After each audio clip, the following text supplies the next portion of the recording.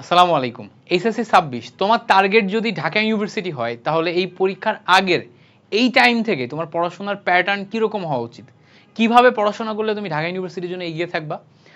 আগের ভিডিওতে আমরা বুয়েট নিয়ে কথা বলছিলাম বা ইঞ্জিনিয়ারিং নিয়ে কথা বলছিলাম। আজকে আমরা ঢাকা ইউনিভার্সিটি নিয়ে কথা বলবো। কেন ঢাকা ইউনিভার্সিটি নিয়ে আলাদাভাবে কেন কথা বলা জরুরি?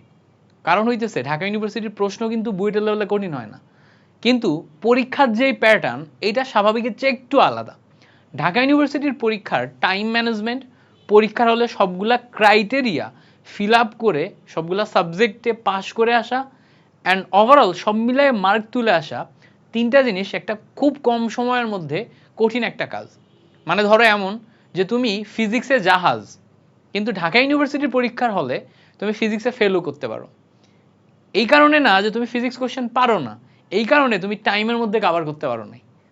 তুমি ধরো কেমিস্ট্রিতে জাহাজ বা ম্যাথে জাহাজ, কিন্তু ঢাকা ইউনিভার্সিটির কোশ্চেন প্যাটার্ন এবং টাইম টোটাল জিনিসটা ডিস্ট্রিবিউশন এমন থাকে যে তুমি যদি প্রপার ওয়েতে প্র্যাকটিস না করো, বাসায় বসে জিনিসটা মেনটেন না করো, তুমি যদি আগে থেকে নিজের মাইন্ডকে ওইটার উপরে অ্যাডাপ্টেশনের জন্য প্র্যাকটিস না করে যাও, তাহলে পরীক্ষার হলে যে প্রথমবার দেখলে তুমি টাইম মতো শেষই করতে পারবা না, টাইমের মধ্যে সব কিছু কাভারই করতে পারবা না। তো তুমি ম্যাথ এবং কেমিস্ট্রিতে জাহাজ, পরীক্ষার হলে একটা কাভার না করতে পেরে ওই জাহাজ হওয়া সত্ত্বেও তুমি ফেল করে যাইতে পারো। তো ঢাকা ইউনিভার্সিটির মেইন গেমটা বুঝতে হবে। ঢাকা ইউনিভার্সিটির মেইন গেম যখন তুমি বুঝতে যাবা, ডেফিনেটলি এখানে তোমার 4টা সাবজেক্ট নিয়ে কথা হবে, আগের মতো সেম আগের মতো। ফিজিক্স নিয়ে কথা হবে, কেমিস্ট্রি নিয়ে কথা হবে, ম্যাথ নিয়ে কথা হবে। এছাড়া ম্যাক্সিমাম ক্ষেত্রে বায়োলজি দাগায় সবাই, বায়োলজি নিয়ে কথা হবে। কেউ যদি বাংলা ইংলিশ দাগাইতে চাও তাহলে সেটা। প্রথম কথা হচ্ছে তুমি যখন এমসিকিউ দাগাবা, এমসিকিউ এর ক্ষেত্রে দেখা যায় ঢাকা ইউনিভার্সিটিতে মোস্টলি ফিজিক্সের কোশ্চেন হার্ড হয়, ম্যাথের কোশ্চেন হার্ড বা মিডিয়াম লেভেলের হার্ড দেখা যায়। এই জায়গায় বায়োলজি এবং কেমিস্ট্রি এই দুইটা হচ্ছে তোমার মেইন গেম চেঞ্জার। এই দুইটা হচ্ছে তোমার মার্ক তোলার জায়গা। সো তুমি ঢাকা ইউনিভার্সিটির পরীক্ষায় যদি এগিয়ে থাকতে চাও, তুমি এখনই বায়োলজিতে অনেক বেশি ফোকাস করবা, কেমিস্ট্রিতে অনেক বেশি ফোকাস করবা। বায়োলজি আর কেমিস্ট্রিতে ফোকাস কোন কোন পার্টে করবা?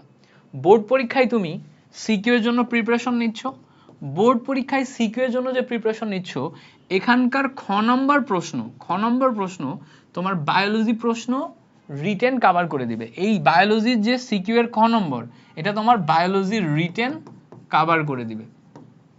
এছাড়া বায়োলজির জন্য তুমি এখানে এমসিকিউ এর জন্য যেই প্রিপারেশন নিচ্ছ, এমসিকিউতে 25 পাওয়ার জন্য যেই প্রিপারেশন নিচ্ছ, এই প্রিপারেশনই তোমার এখানে এমসিকিউ কভার করে দিবে। তাহলে বায়োলজির রিটেন আর এমসিকিউ এর জন্য বোর্ড পরীক্ষার জন্য যে প্রিপারেশন নিচ্ছ, এটাই তোমার মোর দেন এনাফ।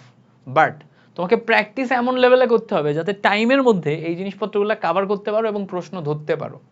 বিশেষ করে তুমি যদি এখন বোর্ডের জন্য প্রিপারেশন যখন নিচ্ছ, এমসিকিউতে অনেক বেশি ফোকাস করো আর খ নম্বর প্রশ্নে অনেক বেশি ফোকাস করো। খ নম্বর টাইপের যে প্রশ্নগুলো আছে, এমসিকিউ যেগুলো আছে, এগুলোতে অনেক বেশি ফোকাস করো, বারবার রিভিশন দাও, এগুলো প্র্যাকটিস করে তোমার নিজের মধ্যে যদি একদম এ টু জেড ঢুকাই ফেলতে পারো, তাহলে ফাইনাল পরীক্ষায় অ্যাডমিশন টেস্টে ফাইনাল পরীক্ষা দেওয়ার আগে যখন তুমি প্রিপারেশন স্টেজে থাকবা, প্রিপারেশন স্টেজে জাস্ট তোমাকে একটা জিনিস অ্যাড করতে হবে। জিনিসটা কি? জিনিসটা খুব সিম্পল, যে বায়োলজি পরীক্ষার জন্য প্রিপারেশন নিব আমি, ঢাকা ইউনিভার্সিটির বায়োলজি প্রশ্ন কোন কোন টপিকগুলো থেকে সবচেয়ে বেশি আসে, ওগুলো এখন একটু অ্যানালাইসিস করে ওগুলাতে আরো বেশি ফোকাস করা। তো এখানে ওভারঅল তুমি বোর্ডের জন্য সব ফোকাস করছো, বোর্ডের সব এইটা, ওখানে যে জাস্ট তুমি শর্টিং করবা। কিন্তু এমন যেন না হয় বোর্ডে যা যা পড়ে আসছো ওগুলো ওখানে যে আবার নতুন করে পড়া লাগে। নতুন করে পড়া লাগলে তোমার জন্য বিপদ। নতুন করে যাতে না পড়া লাগে সেই রকম ভাবে তুমি বায়োলজি একদম এ টু জেড কভার করবা, নতুন করে যেন পড়া না লাগে, biology A to Z cover করবা। এটা হচ্ছে তোমার বায়োলজির জন্য হ্যাক্স। এরপর আসে হচ্ছে কেমিস্ট্রি। কেমিস্ট্রিতেও একদম সেম কাহিনী। কেমিস্ট্রিতে তুমি সিকিউ এর জন্য যে সমস্ত খ নাম্বার পড়তেছো, এই খ নাম্বার তোমার রিটেন কভার করবে, ম্যাথস ক্ষেত্রে রিটেন কভার করবে। অনেক ক্ষেত্রে গ ঘতে যে সমস্ত প্রশ্নগুলো আসে, ভ্যাসপার থিওরি থেকে প্রশ্ন, হাইড্রোজেন বন্ড থেকে প্রশ্ন, পোলারিটি পোলারায়ন থেকে প্রশ্ন, ফাজানের নীতি থেকে প্রশ্ন, ঠিক আছে, সেম ভাবে কেপিকেসি থেকে ম্যাথ, ঘ নম্বরে যেগুলো আসে, ওই ঘ নম্বরের ম্যাথগুলা প্রশ্নগুলাও তোমার রিটেনে দিয়ে দিতে পারে কেমিস্ট্রিতে। অ্যান্ড এগুলা খুব বেশি পেঁচাবে না, জটিল করবে না। টাইমের মধ্যে কভার করাটা টাফ, টাইমের মধ্যে চিন্তা করে লিখতে পারাটা টাফ। তো টাইমের মধ্যে চিন্তা করে কভার করতে গেলে তোমাকে একদম সিম্পল টেকনিক, প্র্যাকটিস করতে হবে অনেক বেশি। কেমিস্ট্রি যখন পড়বা, সিকিউ যখন প্র্যাকটিস করবা, এত বেশি প্র্যাকটিস করবা যে তুমি দেখো দেখার সাথে সাথে ম্যাথটা করতে পারো, দেখার সাথে সাথে সলভ করে ফেলতে পারো। ওই লেভেলের প্র্যাকটিসে তোমাকে যাইতে হবে। দেখার সাথে সাথে সলভ হয়ে যায়, দেখার সাথে সাথে পারো। তো তোমার এখানে কেমিস্ট্রি সিকিউতে অনেক বেশি ফোকাস করতে হবে, তাহলে তুমি রিটেন কভার করে ফেলতে পারবা। এমসিকিউ এর জন্য বোর্ডে যে সমস্ত এমসিকিউ তুমি প্র্যাকটিস করতেছো, মোর দ্যান এনাফ এই এমসিকিউ গুলাই তুমি কেমিস্ট্রিতে পাবা। মোর দ্যান এনাফ এই এমসিকিউ গুলাই তুমি কেমিস্ট্রিতে পাবা, ঠিক আছে? তো এখন মোর দ্যান এনাফ এই এমসিকিউ গুলাই যখন তুমি কেমিস্ট্রিতে পাচ্ছ, তাহলে তোমার ফোকাস কিসে করা উচিত? দেখো, তুমি যদি কেমিস্ট্রি এমসিকিউতে এক হাজারি স্যারের মেইন বই যেটা আছে, এই হাজারি স্যারের মেইন বইয়ের এমসিকিউ গুলা 1500 মতো এমসিকিউ আছে। এই 1500 মতো এমসিকিউ তুমি যদি কভার করো, তোমার যত টাইপের এমসিকিউ আছে তোমার বইতে সব কভার হয়ে যাবে, কোনো টাইপ কিচ্ছু বাকি থাকে না। হাজারি স্যারের মেইন বইয়ের সব এমসিকিউ কভার করলে কোনো টাইপের বেসিক আর বাকি থাকে না, সব কভার হয়ে যায়। সো হাজারি স্যারের মেইন বইটা তুমি কভার করবা, সব টাইপের এমসিকিউ কভার হয়ে যাবে। এই হাজারি স্যারের মেইন বই কভার করে 3 বার 4 বার 5 বার রিভিশন দিবা, তাহলে দেখা যাবে যে এই এমসিকিউতে তুমি বোর্ড পরীক্ষায় ভালো করবা, মেডিকেল অ্যাডমিশন টেস্টে ভালো করবা, ঢাকা ইউনিভার্সিটিতে ভালো করবা। 3 জায়গাতে ভালো করে ফেলতে পারছো এক হাজারি স্যারের মেইন বইয়ের 1500 প্লাস এমসিকিউ সলভ করে। তাহলে রিটেনের জন্য সিকিউতে ফোকাস করতে হবে অনেক বেশি, সিকিউ এর প্রশ্নগুলোতে প্র্যাকটিস বেশি করতে হবে, যাতে তুমি যখন অ্যাডমিশন টেস্টের জন্য প্রিপারেশন নিবা ওই স্টেজে যে তোমার কাছে কোনো কিছু নতুন না লাগে। হাজারি স্যারের মেইন বইটা এখন কভার করো, বোর্ড এক্সামেও তুমি A to Z পারবা, আবার তুমি হচ্ছে অ্যাডমিশনে যেও A to Z পারবা। মেডিকেল কভার হবে, ভার্সিটি কভার হবে, ঢাকা ইউনিভার্সিটি কভার হবে, ঠিক আছে? এরপরে আসো ফিজিক্স প্রিপারেশনে। ফিজিক্স প্রিপারেশনে এর প্রশ্নটা একটা আনপ্রেডিক্টেবল, কখনো কখনো সহজ করে দিবে, কখনো কখনো কঠিন করে দিবে।